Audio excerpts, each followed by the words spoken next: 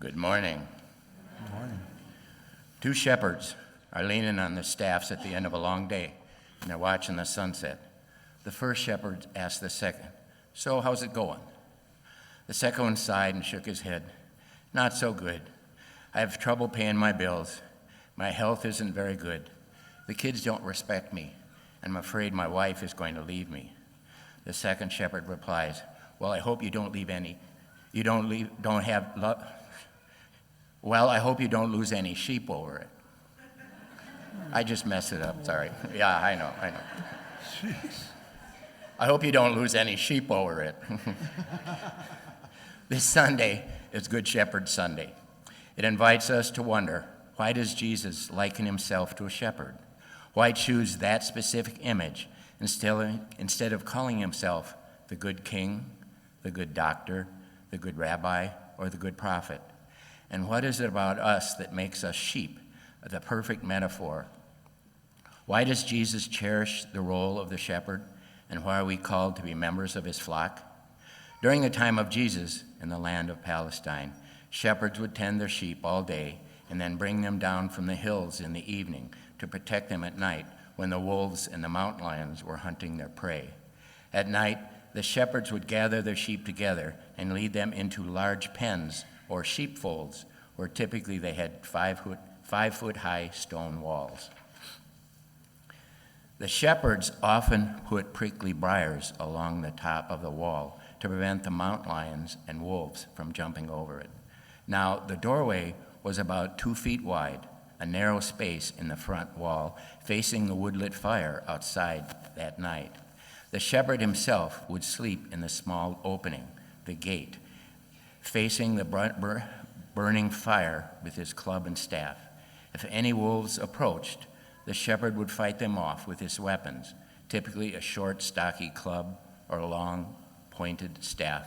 Thus, the shepherd himself was the gate. The earliest Christians saw Jesus as a fulfillment of ancient Jewish dream of the Good Shepherd. They also wished to include the Gentiles as part of God's flock. When Jesus speaks of the other sheep, he was referring to the Gentiles who at the time were not inheritance of the Old Testament promise of God's chosen people.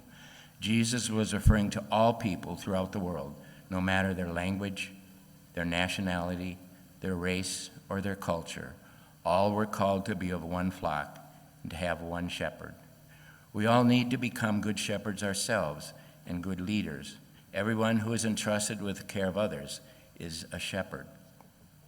We become good shepherds by loving those who are entrusted to us, protecting them, teaching them, praying for them, spending our time, talent, and blessings for their welfare, and guarding them from physical and spiritual dangers. Parents especially must be careful to fulfill our duties toward our children, giving them good examples and instruction in Christian principles and in our Catholic faith. Each of us could think of a role of our shepherd as leading people for which we are responsible.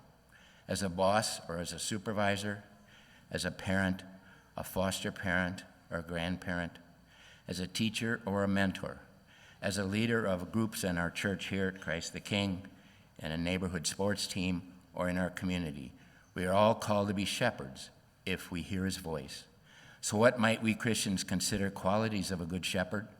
Since most of us are not likely to be raising sheep in our own backyard, we can have other opportunities to live this parable out today. 1, a good shepherd is just that, good. The good shepherd gives the sheep the freedom to roam.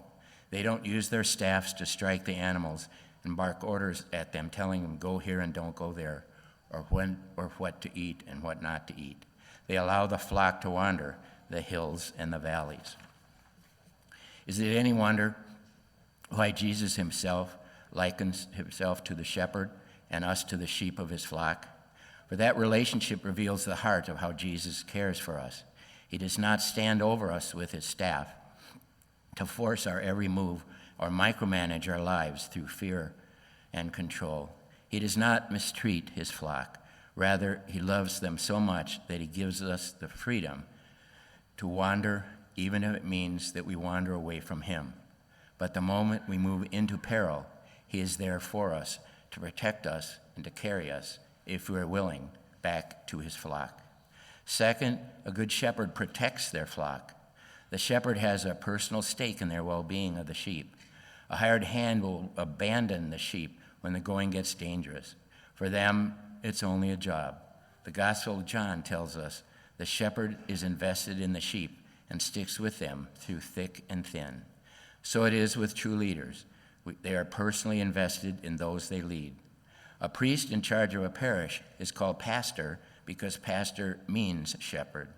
As a shepherd, he leads, feeds, nurtures, comforts, corrects, and protects Christ's sheep, the people of the parish. Third, a good shepherd makes sacrifices. He or she is not concerned about what will increase their own strength, but about what will make the sheep stronger and wiser and safer. So sometimes being a good shepherd means being ready to be unpopular if it means being able to bring the sheep to more fertile pasture to benefit them in the end. Fourth, a good shepherd guides their flock. The shepherd goes on ahead of the sheep, and the sheep follow him. Any true leader will lead by example. It is not a case of do as I say, not as I do. True leaders must be worthy models to follow. Jesus shows us a better way to live. So who are our role models? Who do we look up to guide us in our journey? A good shepherd provides good pasture. As we hear in Psalm 23, a sheep says of the shepherd, "The Lord is my shepherd, I shall not want.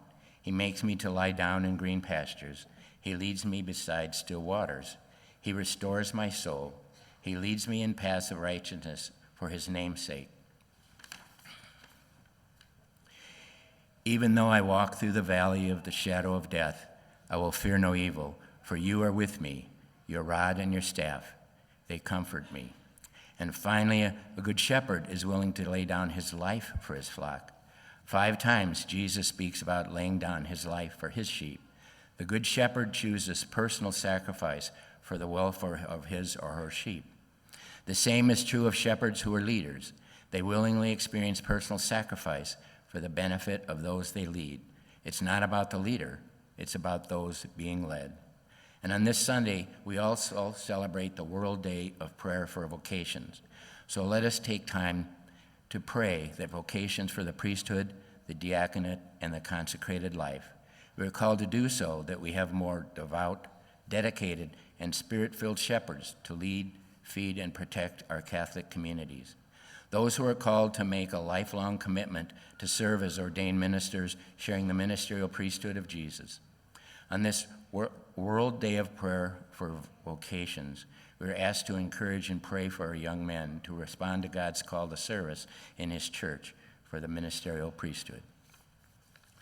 In conclusion, how does the image of the Good Shepherd sit with us? What can each of us take from the Gospel of John, written 2,000 years ago, about someone who's called upon to stand outside day and night for hours on end, tending to a flock? How do we picture the relationship between ourselves and Jesus? Where will we recognize the Good Shepherd's voice? How will we recognize the Good Shepherd's voice? When will we recognize his voice? And who are the sheep that come into our lives on a daily basis? And who are the wolves trying to devour them? How will we respond? Are we prepared to respond? And who will help us on that journey? If we put our trust in Jesus, he'll give us the wisdom to answer this call.